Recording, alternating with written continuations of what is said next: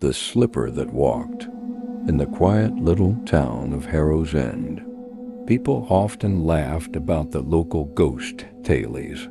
They spoke of rattling windows, shadows in alleyways, and the echo of a woman crying on stormy nights.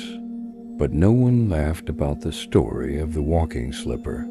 It began with old Mrs. Pennington, a widow who lived in a crumbling terraced house on the corner of Briar Street.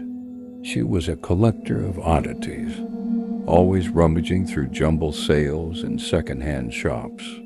One rainy evening, she returned home clutching a single velvet slipper. It was deep red, frayed at the edges, and stitched with a peculiar symbol on the toe, a swirl that seemed to shift if you looked too long. Only one of them, she chuckled to herself, but it's too lovely to leave behind.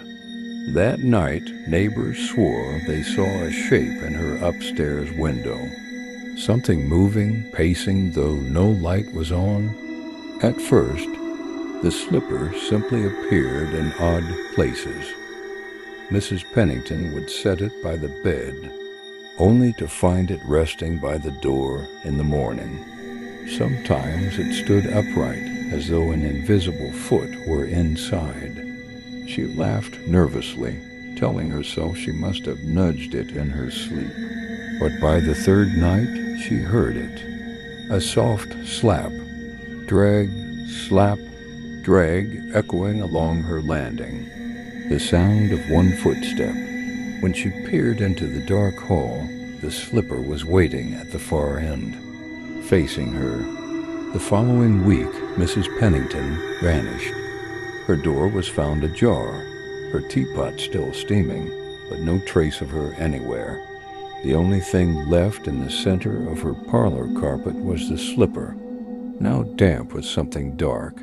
The house was locked up.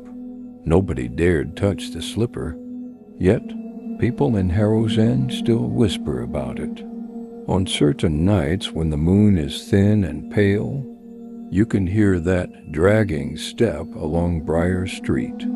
Children who stay out too late have seen it, the single red slipper walking by itself, the sound echoing unnaturally loud. And if you follow it, locals warn, you'll see its true form. They say once the clock strikes midnight, the slipper swells.